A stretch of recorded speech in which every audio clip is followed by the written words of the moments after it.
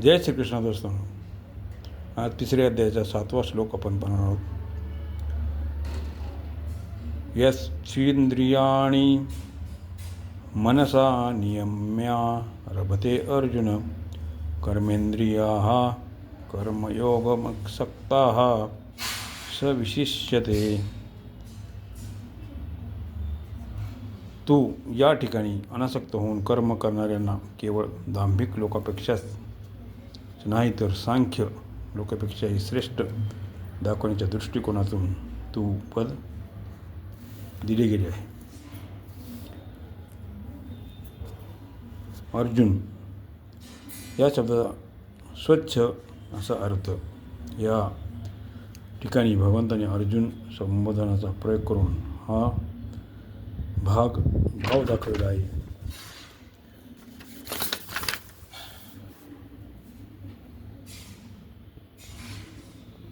दाखवला आहे की तू निर्मळ अंतःकरणाने युक्त आहेस. मग तुझा अंतःकरणात कर्तव्य कर्माविषयी हा संदेह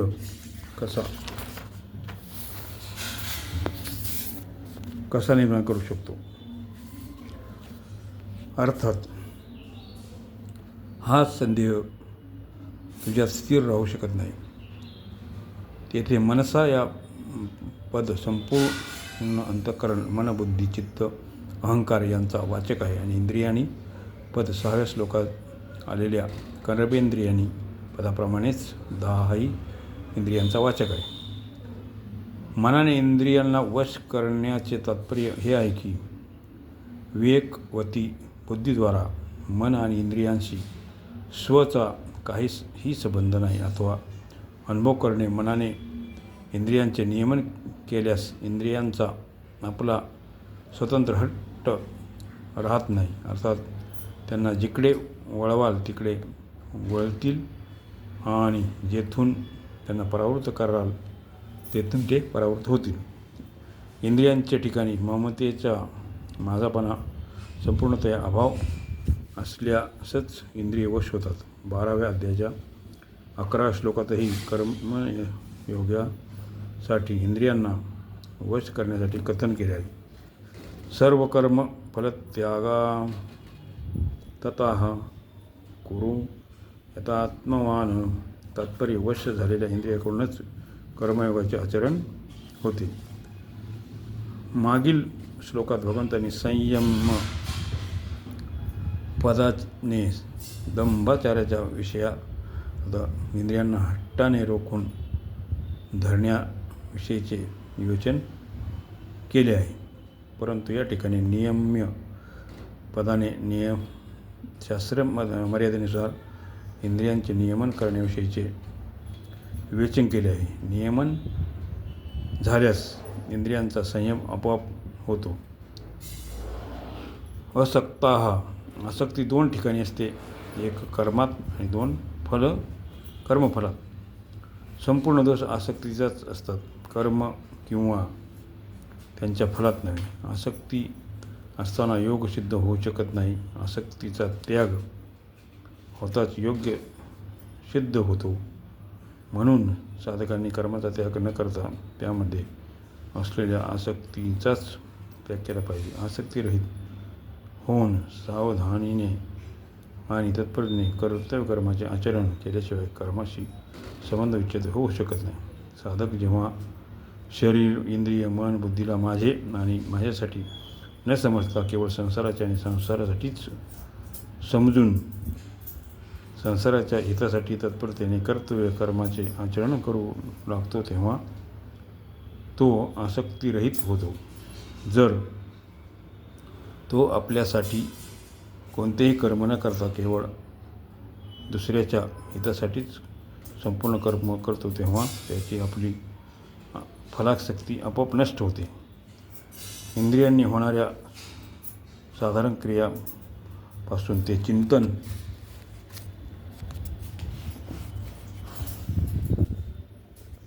चिंतन तसेच समाधीपर्यंतच्या सर्व क्रियांना आमच्या स्वरूपाशी कोणताच संबंध नाही. परंतु स्वरूपाने अनासक्त असूनही या जीवाचा स्वतः आसक्त होऊन संसाराशी आपला संबंध जोडून घेतो.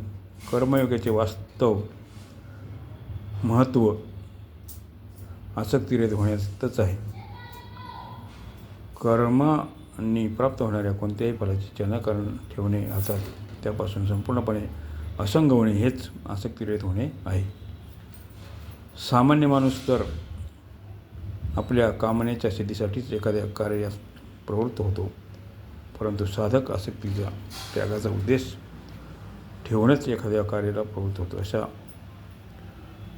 साधकालाच तिथे असक्तः म्हटले आहे. जर ज्ञानयोग आणि कर्मयोग दोन्हीही फलेच्छा आणि आसक्तीचा त्याग करतात तर ज्ञानयोगापेक्षा कर्मयोग अधिक सुगम सिद्ध होतो, कारण कर्मयोगाला परत दुसऱ्या कोणत्या अन्य साधनेची आवश्यकता राहत नाही. परंतु ज्ञानयोगाला देहाभिमान आणि क्रिया पदार्थाविषयी आसक्ती नाहीशी करण्याची कर्मयोगाची आवश्यकता असते.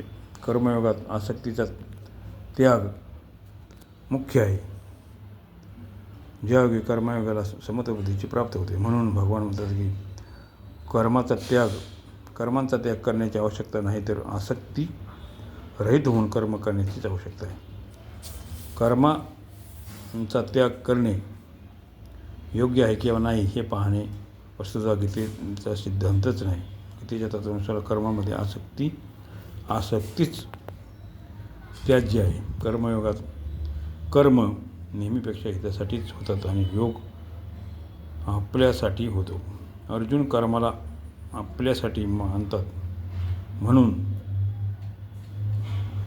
यांना युद्धरूप कर्तव्य कर्म घोर दिसत आहे. यावर भगवान म्हणजे स्पष्ट सांगतात की आसक्ती घोर असते, कर्म नव्हे.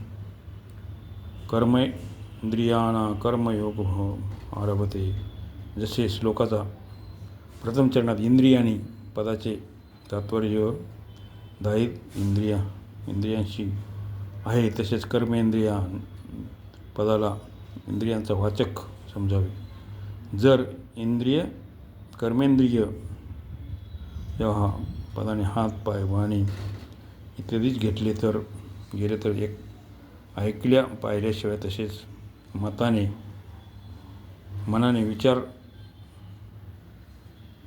विचार घेतले गेले तर ऐकल्या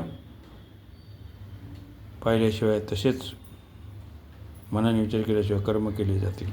म्हणून या ठिकाणी सर्व कारणांना अर्थात अंतःकरण आणि बहिःकरण यालाही कर्मेंद्रिय मानले गेले आहे. त्या सर्वांकडून कर्म होतात. अशा प्रकारे 7व्या श्लोकाचा अर्थ इथे संपत आहे. जय श्रीकृष्ण.